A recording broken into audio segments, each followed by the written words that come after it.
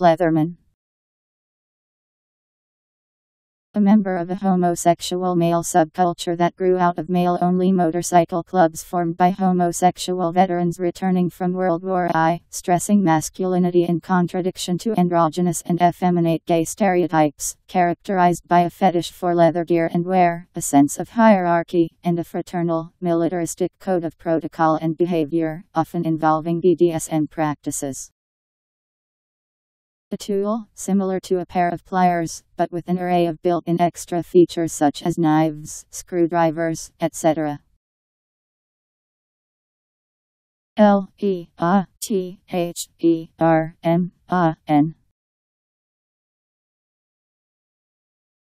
Leatherman.